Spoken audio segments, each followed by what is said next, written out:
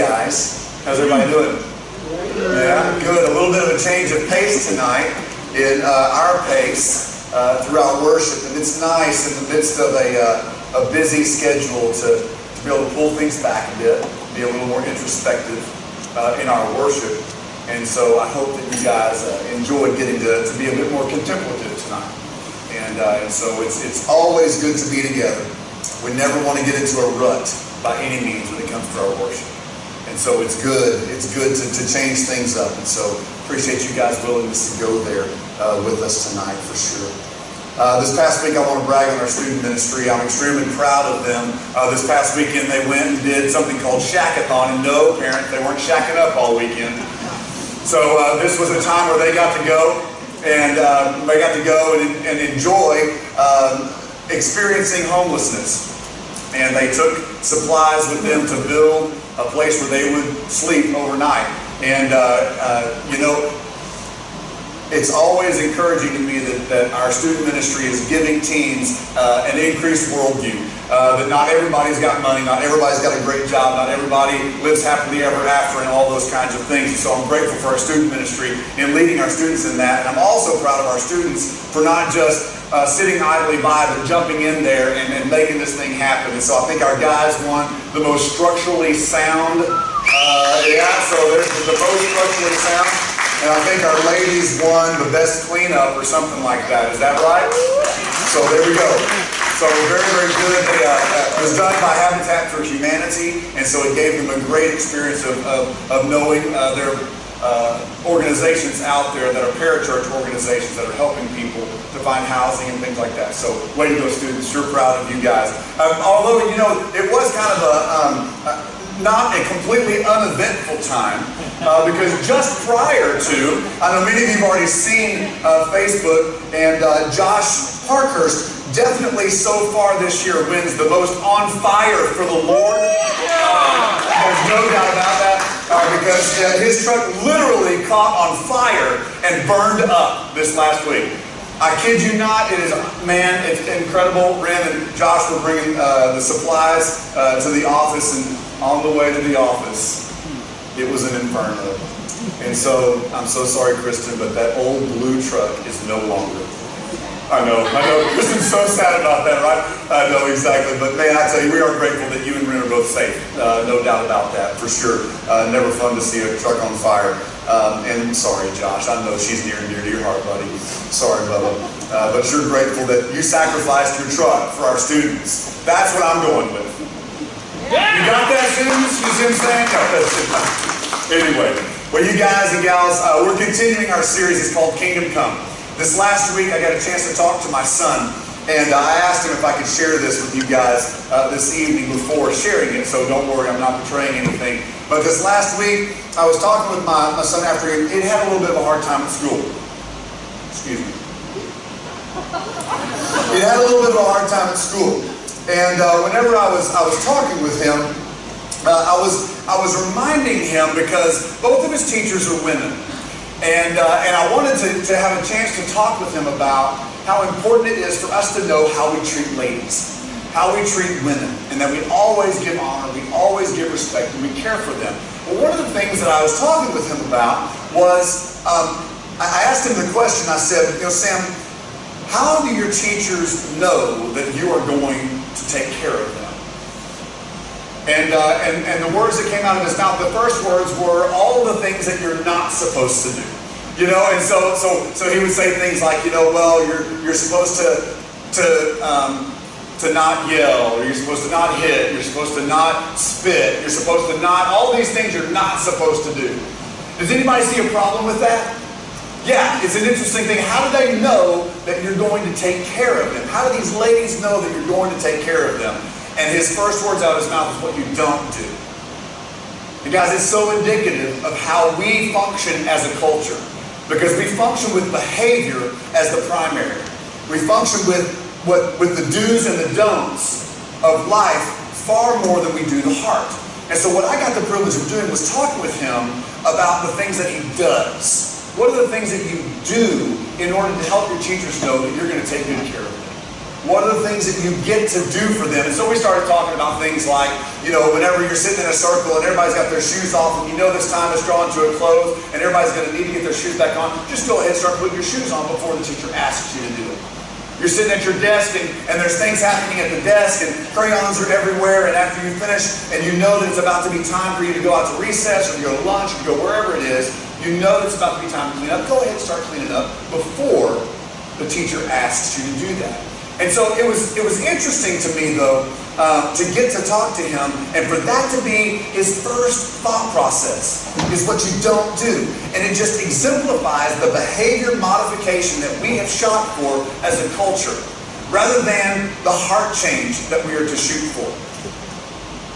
And there's a heart change that God the Father is longing for in each and every one of us. That is the motivating factor of why we're doing what we're doing, rather than just doing what we do because that's what you do. And at the end of our conversation, it was really cool because my little man, he looked at me and we've been talking for a good long while. We talked about this is mommy and this is sisters and this is friends and this is family. This is everywhere you go. Every woman that you come in contact with, they've got to know that you're going to take good care of them. And so after we had a chance to talk about that, we were talking about the heart and asking God's goodness to come into him in those moments in which he just doesn't want to do what his teacher's telling him to do. It's just as simple as that. He's a 6-year-old boy. He's going to have it. So maybe we need to talk about, just allowing God's goodness to come into him in that moment so that he's making decisions out of God's goodness rather than making decisions out of Sam and the yuckiness that is inside of him. And so we got a chance to talk about that, and after a little while, Sam looks at me, and he's ahead of his time in a lot of ways. Many of you have heard him pray before, and you've heard him talk about God and things of Jesus and stuff like that. He's ahead of his time in a remarkable way for a kiddo that has the pastor he has. And he looks at me, and he's in his bunk bed, so he's kind of looking at me eye to eye. And he says, "Daddy, how do I know that I'm going to go to heaven?" We got a chance just to talk about the goodness of Jesus. The reason that we need Jesus. We got to talk about how we know we're assured eternity in heaven with God the Father. The coolest part is we get to start. It just reinforced the heart. It reinforced the heart change that God is longing for in each and every one of us. And this sermon that Jesus is preaching that we're in the middle of here, He's getting to the point where we're going to get the chance to hear him teach us how to pray. And in the middle of the prayer, he's going to say words like, "Thy kingdom come, thy will be done on earth as it is in heaven."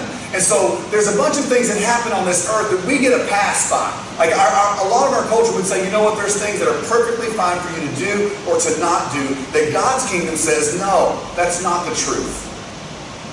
That's not it. And if we genuinely want God's kingdom to come here on this earth as it is in heaven, then there are things that we're going to have to do, but it's far more important why we're doing them rather than that we do them. It's so much more important that we focus on the motivation behind why we're doing what we're doing. And so Jesus is, in the first part of this message, he's taught us and he showed us that he has come not to abolish the law, not to abolish the first 5 books of the Bible, but he's come to actually complete them. He's actually come not just to complete them, but actually to restore it back to the original condition, because the Israelites got it all wrong. They got it all wrong. They saw all these rules in the first 5 books of the Bible, and they said, okay, this is exactly how we're supposed to act. And they got really good at making sure that on the outside everything looked right. The problem is that on the inside they were dark as night. And Jesus said, I'm coming to actually pull things back together so that we revert back to the original intent of the law, and then from there I'm going to complete this thing to bring it full circle. And so this is what Jesus is saying, and he's here to communicate that God and his kingdom are far more concerned about what drives our behavior than the behavior itself. We know that man looks at the external, right? Every one of us in this room, we typically first are going to look at what's happening on the outside. But very differently than us, God's very first action is to look at what's going on the inside. On the outside, we can see red flags, there's no doubt about it. Or we can see goodness, or we can see whatever. But what's on the inside is what matters most. And so it's with that intent that Jesus takes the law to heart. And so he takes this law and he literally takes it to the heart. And he says, all of these things are well and good, but you've had it all wrong. You've been trying to do all the right things to enter the kingdom of heaven. And it's not about doing all the right things. It's about the motivation of why you're doing what you're doing. And the motivation that drives all of these things. That is what leads you to eternal life and salvation through Jesus. And so this is Jesus's.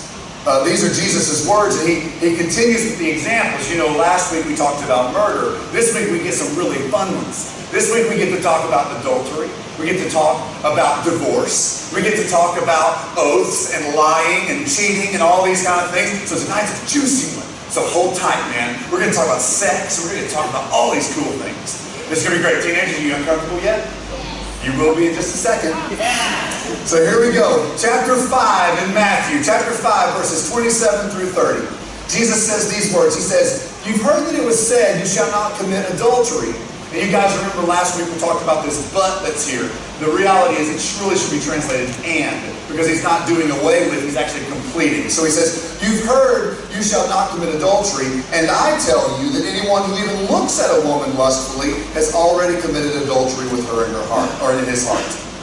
If your right eye causes you to stumble, gouge it out and throw it away. It's better for you to lose one part of your body than for your whole body to be thrown into hell. And if your right hand causes you to stumble, cut it off and throw it away. It's better for you to lose one part of your body than for your whole body to go into hell. So here we go. Here's Jesus. He's teaching that lustful imagination is the exact same thing as adultery. Now there's several of you that are sitting in this room going, no, it's not. Nuh-uh. Jesus is saying, yeah-huh. Lustful imagination is the same as adultery. Here's the reason that Jesus is having to teach this to the Israelites. And we're still to this day battling this out in our own minds and our hearts. The Israelites' understanding of the law. You ready for this? The Israelites' understanding of the law defines adultery as intercourse between a man and a woman who is betrothed to another Israelite. Anybody see a problem there? Adultery is intercourse between a man and a woman who is betrothed to another Israelite. And what this requires for the man is unconditional respect for the rights of the other man. Anybody see a problem with that? A bit of a loophole here, isn't there? Just a bit. In other words, the Israelite men can sleep with whomever they want to, whenever they want to, as long as they're not married to another Israelite. Issues. So Jesus is here saying, that is not what God intended. That is not what he is saying marriage is all about. So what the Israelites understood is that if an Israelite man actually has sex with another Israelite man's wife, the sin is not committed against the wife, the sin is actually committed against the husband. And so the woman really doesn't matter in this equation, but the man matters a lot.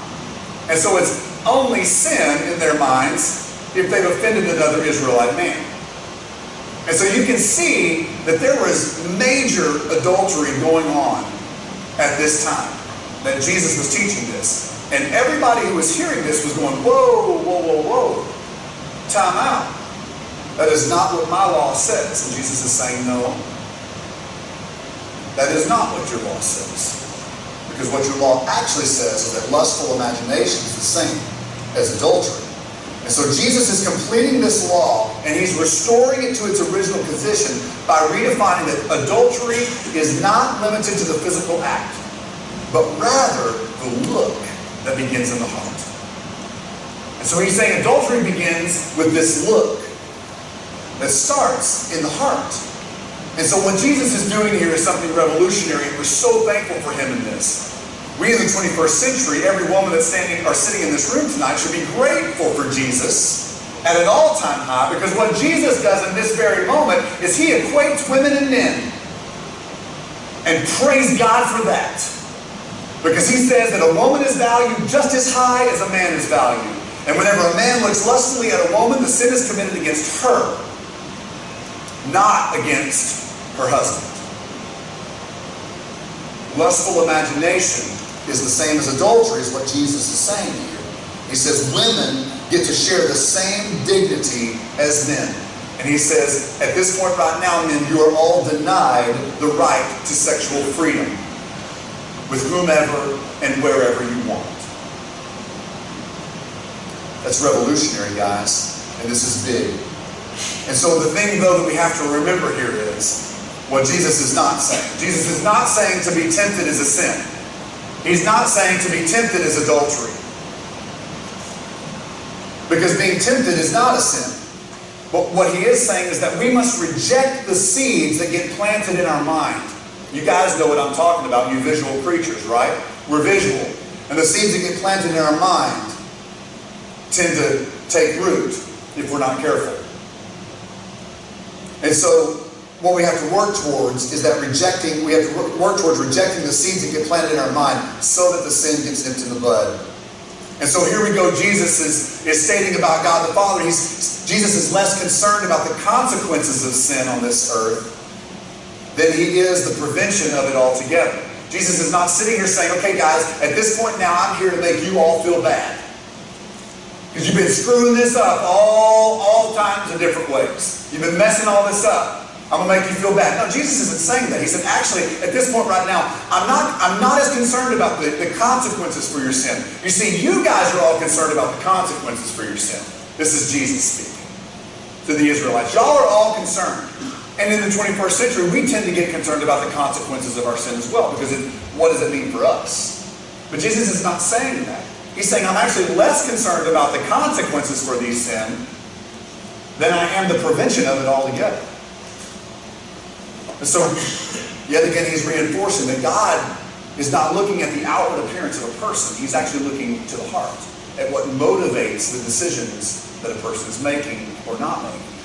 And so this is what Jesus is trying to help everybody understand. So you see, if we look at ourselves today, how many of you know somebody, because I know it's not anybody in this room, how many of you know somebody that the way they live their life is just how close can they get to the line without it being sin? Just how close can I get to this line here and maybe even teeter-totter over a little bit, you know? I mean, it's the folks that maybe they're thinking, you know, I can window shop as long as I don't make a purchase. You know what I'm saying? This is perfectly fine for me to look at all those magazines in the checkout line at the H-E-B. As long as I'm not buying one, taking it home and like lusting over this. It's perfectly fine for me to check out this lady that's walking by. Just as long as, I don't know, I don't gaze more than like 3 seconds. I don't know, what's the little bit? I don't know. Anyway, you know, how close to this line can I get without it being sin? You see, Jesus is saying there's a problem with this. Because if we're living this life and it's just as close to the line as we can get, can you see that that's motivated by self? We're trying to figure out the loopholes of Christianity. We're trying to figure out the loopholes of God's kingdom here on this earth as it is in heaven. When the converse to that is whenever we're trusting God to be the motivating factor of our lives and to fill us with His goodness so that this stuff is coming out, what we're seeing is that God's desire now becomes and drives our desire. So it has nothing to do with the line. In fact, who cares about the line in that moment? Because if we're trusting God to fill us with His goodness and our behavior is a reflection of what's going on the inside, the line no longer matters. But if we want to be selfish and do things our way, then that line matters a lot. Because we're behavior-centric. And we're focused more on our behavior than we are on what's going on the inside of us. God's saying whenever I'm the one, it's not about the line. But what happened is the Israelites had created forbidden fruit, hadn't they? They created forbidden fruit. And they said, you can have sex with anybody you want except for her. Well, guess what happened? Right? So parents, it's kind of like this. How many of you, when you were a kid, were told sex is bad? Anybody told that? Sex is bad. How many of you, as you sit in this room tonight, think sex is bad? Not one of you, do you? It's awesome. It's good times. Whenever, however, wherever you want, right? Pretty sweet. But whenever parents talk to their kids and say sex is bad, what has happened? It's made it forbidden fruit. It's kind of like coaching. You know, Clint and I on Mondays, what we do is we will have a chance to talk about our children's extracurricular activities that happened over the weekend. And we talk about, so Clint's coaching a football team and I'm coaching a little soccer team. And we talk about kind of all that happened through the games and everything. We have a great time doing this. One of the things we talk about a lot is how we motivate these young people to do the things that we need them to do in order to have success on the field. Sports psychology.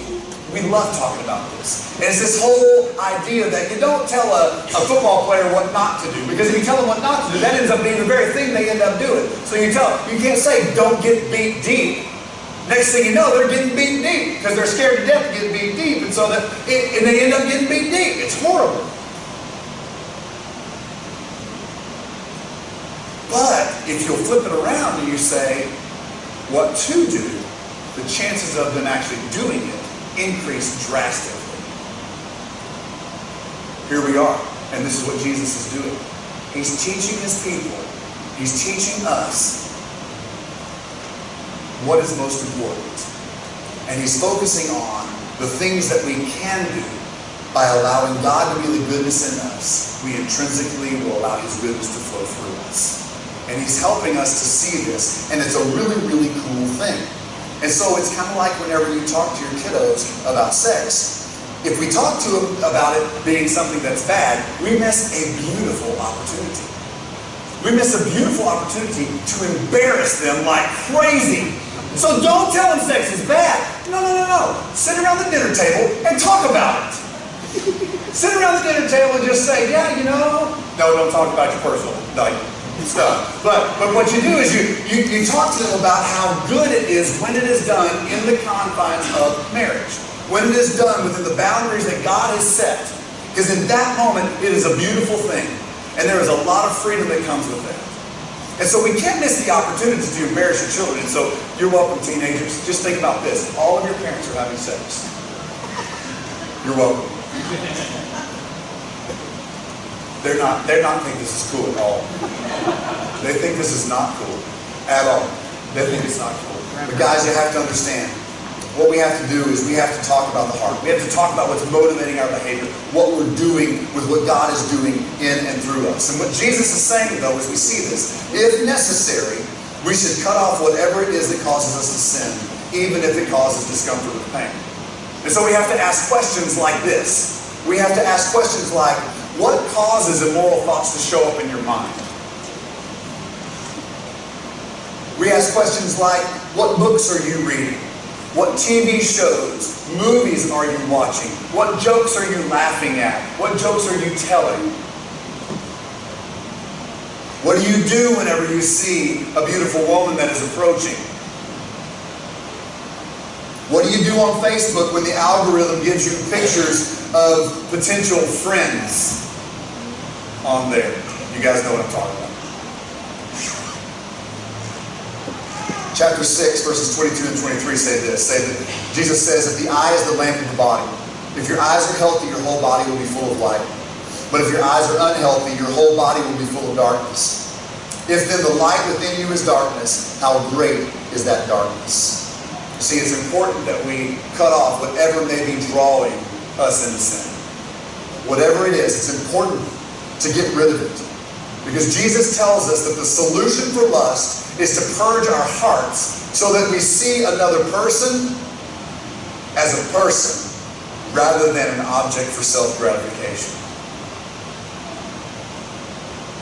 So this is what Jesus is saying. This is this first example that he gives. And he's going to continue this adultery as we talk about divorce here. In verse 31, Jesus says, it's been said, anyone who divorces his wife must give her a certificate of divorce. But I tell you that anyone who divorces his wife, except for sexual immorality, makes her the victim of adultery. And anyone who marries a divorced woman commits adultery. What Jesus is doing here is reminding everyone that marriage is a lifelong commitment. He's supposed to remind everybody, marriage is a lifelong commitment. And God hates the destruction of divorce. It's not that God hates people who get a divorce. It's God hates what it does to his creation. He hates the pain. He hates the suffering. He hates what's going on. This last week I was talking to Darren Lamb. He gave a great illustration. I wanted to share it with you. It's kind of like putting super glue on one hand and super glue on another hand, and you slap them together, you let them dry. You're definitely going to be able to get your hands apart, aren't you? But some of this hand's going to be on this hand, some of this hand's going to be on this hand. It's painful. It hurts. Well, this is all Jesus is saying here. It's like the destruction that takes place in the midst of a divorce is horrible.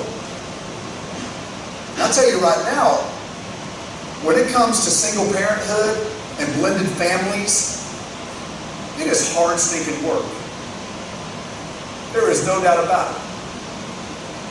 And I know that there are many of you that are in this room that are struggling through this life, that are working through this, working through his, mine, ours, her ex, my ex, and all of this. Visitation and custody and all this kind of thing. You're working through those things. It's terrible. It's horrible. It's very, very hard. No doubt that God is the Redeemer. He is redeeming. We have beautiful stories of success of how he is redeeming. But one thing we have to remember here is that Jesus in this very moment here, he is not being pastoral in his remarks. What he's doing is remember, he's resetting the law. He's resetting its original condition. He's restoring the law to its original condition because remember, the prayer is, thy kingdom come, thy will be done on earth as it is in heaven. And so he's pushing reboot, he's pushing reset on what God's design is for marriage on this earth. He's not trying to hurt anybody's feelings. He's also not trying to dance around people's feelings. What he wants to do is simply teach the hard teaching. And the hard teaching is this.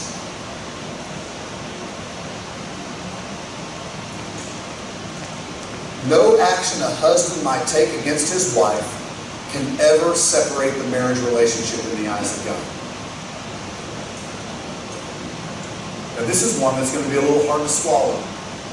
And again, this is not a guilt and condemnation moment. This is simply Jesus teaching the truth that is here. And that is this. The world in which we live gives permission for people to divorce. You can get a certificate of divorce. You can go to court. You can go to all of these things. But what Jesus is teaching here is there is no action that a husband might take against his wife. There's no action a wife might take against her husband that can ever separate the marriage relationship in the eyes of God. Because God is different than earth. God's ways are different than the ways here on this earth. Jesus is holding high the sanctity of marriage. That's what he's doing here. Again, remember, this is not Jesus trying to pour salt to the wound. This is not Jesus trying to wreak havoc on things. This is simply Jesus holding high the sanctity of marriage. He's holding high. He's saying, look, thy kingdom come, thy will be done. If that's the case, then here's the standard. Here's what God's design is for marriage. And he's not trying to make anybody feel bad. He's simply saying this. But see, you've got this clause in here, right? You've got this clause in here that says, except for sexual immorality. Well, this clause is only found in the book of Matthew. And so the understanding is that Matthew, in his writing of this, in his penmanship of this, he went ahead and added this part into the book of Matthew. Now he's adding it because the assumption is that Jesus was following the same understanding, or not Jesus was setting the same understanding. But you've got this expectation here, and you've got this escape clause, if you will, that it seems to be here. And so the point here is that the idea is that if the wife has already violated the marriage, if she cheats on the husband, it's not possible for her to go and then get remarried and be an adulteress one more time again because she's already there. It's a highly confusing thing. It gets extremely complicated. And it's a big old mess. Primarily because, keep in mind, you got to remember, he's sitting there teaching this thing that the law, the understanding of the Israelites is that if an Israelite and another Israelite get married, okay, all is well. But if an Israelite marries a Gentile, then it's null and void. If an Israelite marries somebody who's an adulterer, then we got issues there. If you got an Israelite who's intermarried and there's intermarrying within their family, there was a lot of incest going on at this time, and all of that, that's a defunct marriage, and it wasn't one that was understood as marriage at the time. And so you've got all of these things that are playing into this. And so here's what we want to boil this down to. What Jesus is basically saying here is that God is more concerned with the heart, and marriage is a lifetime commitment. God is more concerned with the heart, and marriage is a lifetime commitment. Jesus is saying there's not an escape hatch. He's saying this thing here of this whole, unless your wife is unfaithful to you thing, there's not an escape hatch to allow a man in this time period, in this first century, to basically throw a woman to the curb like she was property or something. Jesus is simply holding high the sanctity of marriage here. And we have to remember, God is more concerned with the heart, and marriage is a lifetime commitment. God hates the destruction of divorce. He hates what it does, because God knows how badly it will hurt His people. And so Jesus is trying to help everyone understand there are lots of things that are not in your control. There are decisions that people make. There are choices that people make that are not in your control. Remember, Jesus is not sitting here saying, all of you people who are out here that have gotten a divorce, you're all living in sin. That is not Jesus' teaching here. See, we read it that way. And we hear that. And the enemy wants us to read it that way because the enemy loves turning the knife. The enemy wants you to think that. He wants you to think that you're wrong. But that's not what Jesus is saying here. Because remember, what is Jesus looking at? As we sit here right in this room right now, what is Jesus looking at more than what's happened in your past, behavior-wise? What's He looking at? He's looking at the heart. And Jesus is far more concerned with what is happening inside of your heart as we sit here right now than He is your behavior. Because over time, the more and more we trust God's goodness to be the thing that is filling us, over time, the more and more God's goodness will be what is coming out of us. And thank goodness for Jesus. Because when Jesus came, He came to forgive. He did not come to condemn. Jesus came to forgive. And this is the first stages of Jesus' forgiveness and Jesus resetting the ways of the world and bringing God's kingdom here to this earth and the understanding of God's ways here to this earth so that we then can choose the goodness of God regardless of what's happened in our past. And that's the beauty of this good news. That's the beauty of Jesus' teaching here. And so Jesus continues moving on into oaths, and He says in verse 33, He said, again, you've heard it said that to the people long ago, don't break your oath, but fulfill to the Lord what vows you have made. But I tell you, don't swear an oath at all, either by heaven, for it's God's throne, or by the earth, for it's God's footstool, or by Jerusalem, for it's the city of the great King. And do not swear by your head, for you cannot make even one hair white or black. All you need to say is simply yes or no. Anything beyond this comes from the evil one. So what Jesus is doing is He's solidifying the heart that is driving our behavior. He's solidifying this understanding because He begins with adultery, which is a look that begins in the heart. He begins in divorce, which we understand that there's a motivation that takes place inside a person to choose this, is there not? Somebody chooses it. And then He's moving into commitment at this point now and talking about our yes and our no. He's saying, let your yes be yes and let your no be no. He's saying, my followers, the people who are following me, are to speak the truth because they're inwardly pure in heart. Not because it's what you're supposed to do. It's because God is getting to drive that inside of you. See, Jesus assumes that humans understand, and He's helping us understand, that when we say yes to God, when we say yes to Jesus, in that very moment, we are bound to God in all of life. Not just when we call upon the Lord to give us backup. We definitely we've given our whole life, and therefore we're held accountable for every word. We're held accountable for every thought. We're held accountable for all the things we do and say.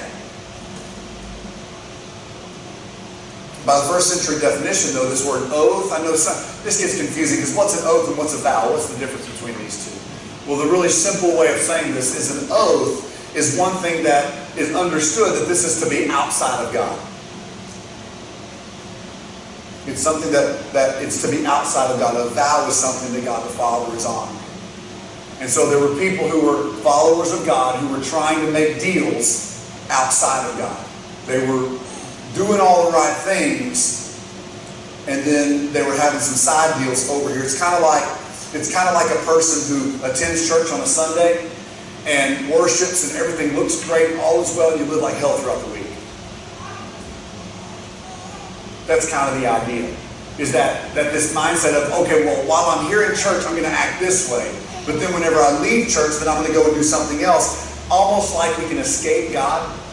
Almost like God's not with us when that's happening. Almost like we can somehow manipulate God. It's this, the prayer, many of us have prayed before, that prayer of God, I will never do this again if you'll just get me out of this situation right now. Been there before? Lord, I will never do this again. Please don't let it be pregnant.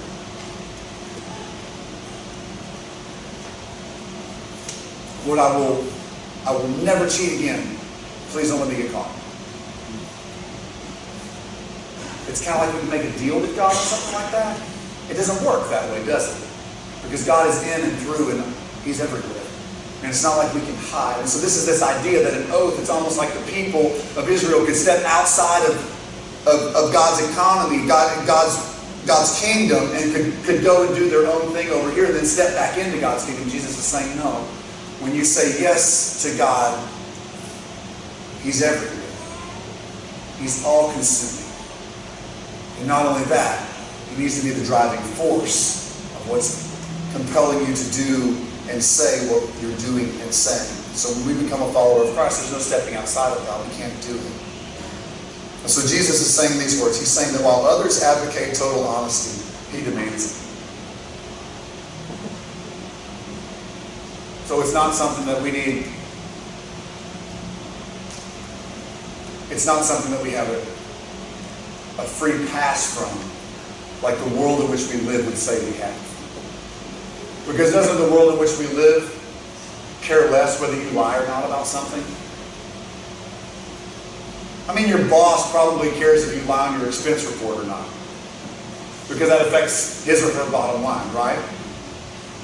But by and large, little white lies, they're okay. By and large, living a life that's outside of the way that God has planned it, our world would say it's okay. And what God is saying here is, no, what we're praying is, this is how we pray. Hallowed be your name. Thy kingdom come, thy will be done on earth as it is in heaven. So what we're asking God to do is, we're asking God to come here to this earth. And as we accepted Jesus into our life and we get the indwelling of the Holy Spirit, we get the privilege of everywhere we go, God the Father is inside of us. He's drawing, He's longing for His goodness to come out of us. But oftentimes we have this battle that's going on, don't we? There's a battle that's raging inside of us. And there's this battle of the yucky inside of us versus the battle for the good. And what Jesus is saying is, God is more concerned about you allowing Him to win the battle for your heart than He is anything you're doing on the outside. And guys, this is good news for us. Because man, sometimes our behavior is a mess, isn't it? Sometimes it's a mess. Here's the cool part about that. God is not as concerned about your behavior as He is the motivation for your behavior. Obviously, the motivation for our behavior when it's a mess, the motivation is a mess. But what God longs for us to do is to allow Him to come in, shine light in the little dark places that we have, that are catapulting us into the decision making that we're making, and He wants us to allow Him to come in and just shine light, so that Jesus' light becomes our light, and we become a city on a hill that can't be hidden. So that God the Father and His kingdom becomes what matters to us here on this earth. And therefore, there is a beautiful story that is being written about the goodness of God. And there's all of this good stuff that Jesus is trying to help the people of the first century understand that he's come to restore the law to its original condition. And then he's going to complete that law because he has now come and we now have the Holy Spirit to guide us. And so here's what I've learned. I've learned a lesson that many of you have learned in this room. And that is, this is a life work, is it not? It's not that one day we pray to receive Jesus and the next day we're perfect. If only, huh? It's amazing how many people think that we should be, but that's not the way it works. It's a life work. This world we live in gives us passes.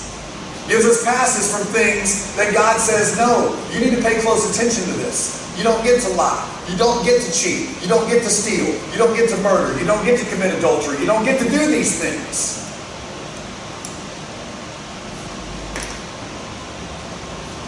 Not because I'm concerned about these things, but because I'm concerned about the motivation for these things.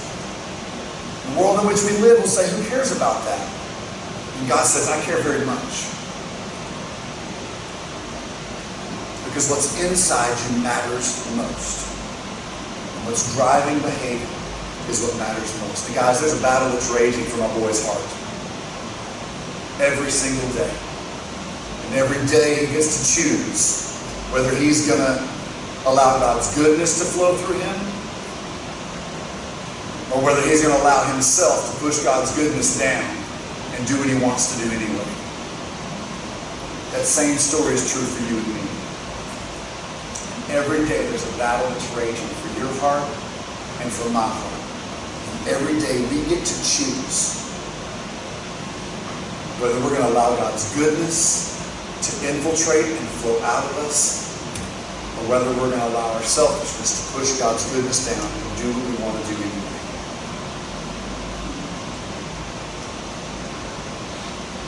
When we desire God's kingdom here on this earth, we must daily take up our cross and follow him. Which means every day we crawl up on that cross and sacrifice our desires for God's desires.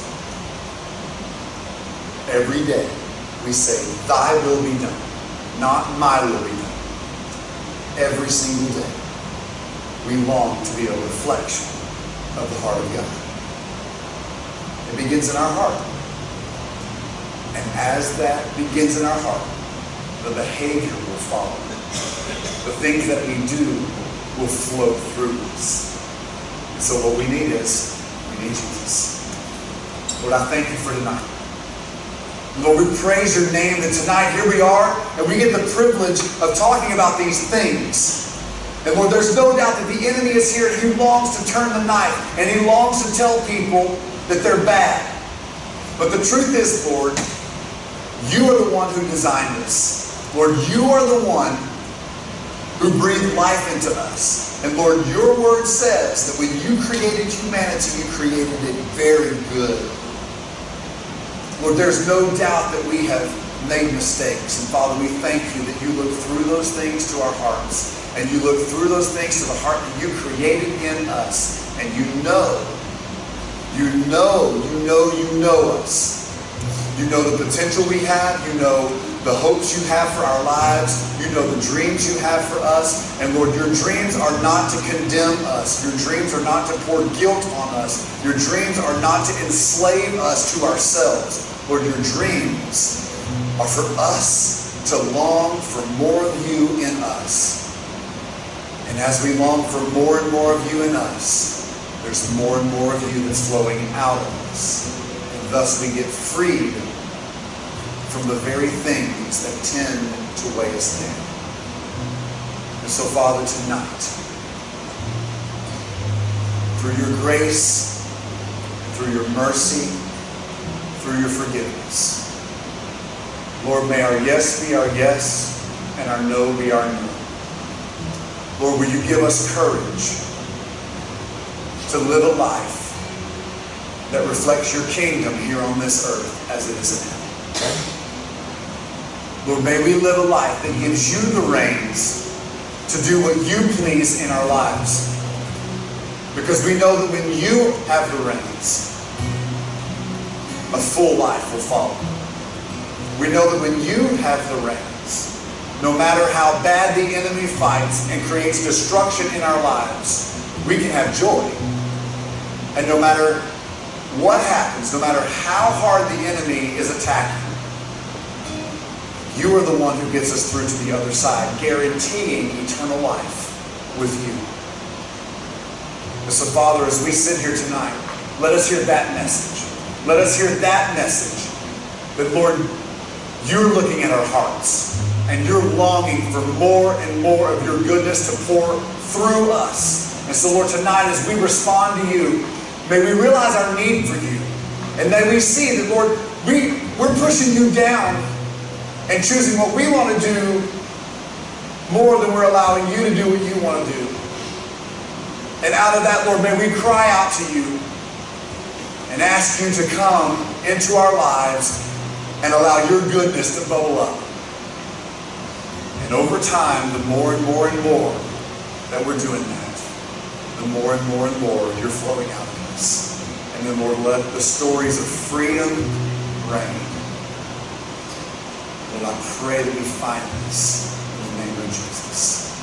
It's in his name that I pray tonight.